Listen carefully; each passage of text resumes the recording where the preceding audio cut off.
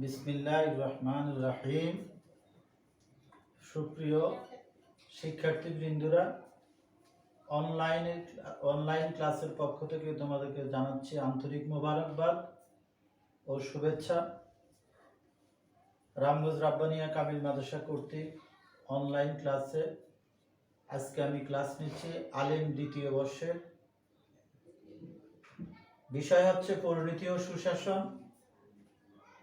প্রিয় শিক্ষার্থীরা, আমরা পরিণতি ও সুশাসন সিভিক্স অ্যান্ড গুড গভর্নেন্সের দ্বিতীয় পত্রের প্রথম এবং উদ্বোধনী ক্লাস শুরু করতে যাচ্ছি। মনোযোগ সহকারে তোমরা ক্লাসগুলি শ্রবণ করবে এবং তোমাদের মোবাইলে আপলোড দিয়ে দেখবে। প্রয়োজন অনুসারে আমার ব্যক্তিগত নাম্বার দেয়া আছে।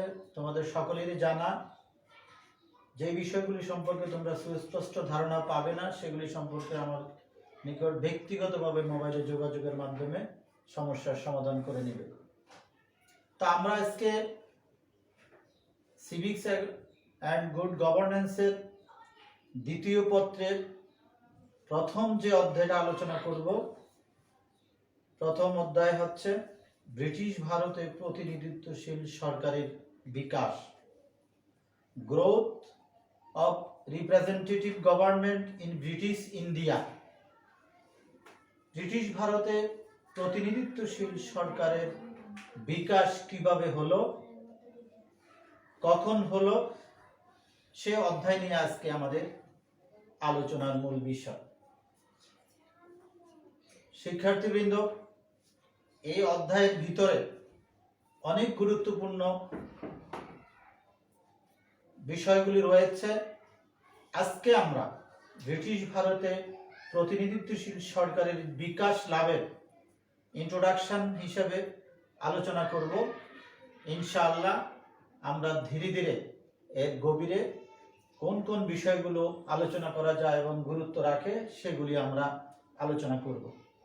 তা আজকে এর বিকাশ সম্পর্কে যে আলোচনা করব, শুরুতে আমরা চলে যাই 18 শতকের দ্বিতীয়ার্ধে ইংরেজদের ইস্ট ইন্ডিয়া কোম্পানির প্রতিষ্ঠা হয় ভারত উপমহাদেশে।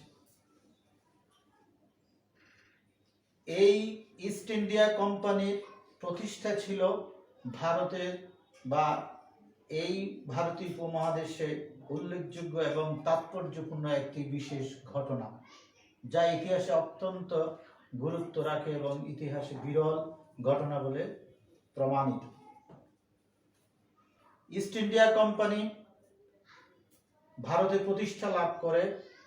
তাদের প্রথম শুধুমাত্র ইচ্ছা ছিল, উদ্দেশ্য ছিল এই দেশে বাণিজ্য করা, কিন্তু নয়, সময়ের ব্যবধানে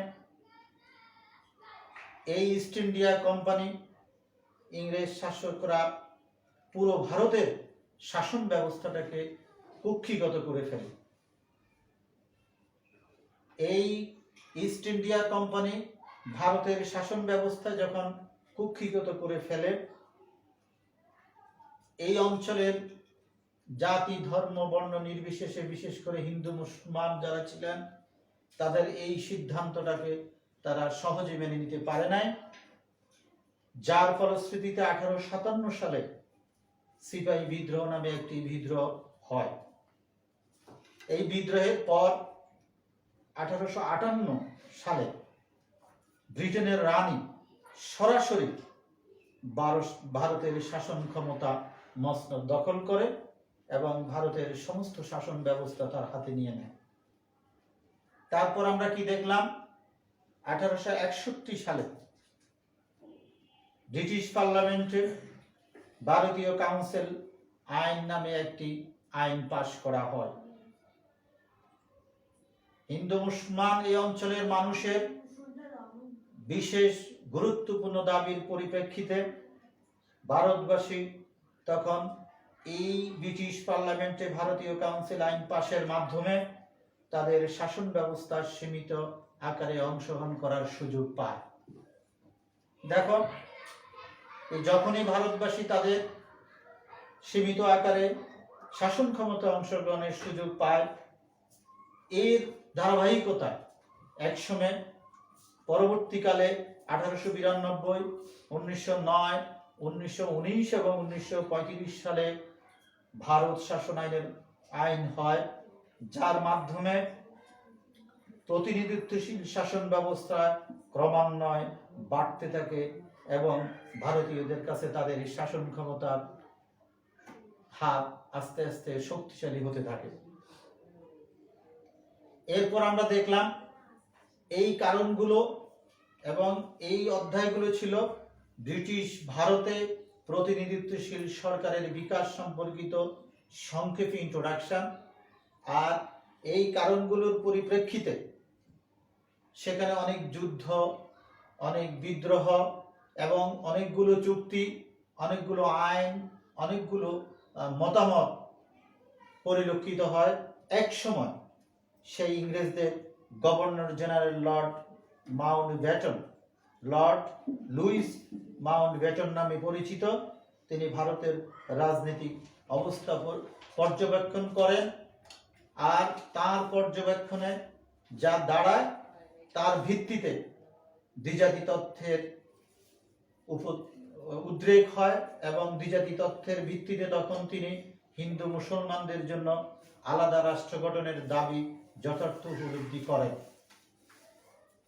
লর্ড লুইস মাউন্টব্যাটেন যখন দ্বিজাতি তথ্যের ভিত্তিতে হিন্দু মুসলমানদের জন্য আলাদা রাষ্ট্র গঠনের প্রয়োজনীয়তা অনুভব করেন, আমরা দেখলাম একসময় লর্ড মাউন্টব্যাটেনের পরিকল্পনার উপর নির্ভর করে ভারত স্বাধীনতা আইন, the Indian independence act 1947 pass হয়।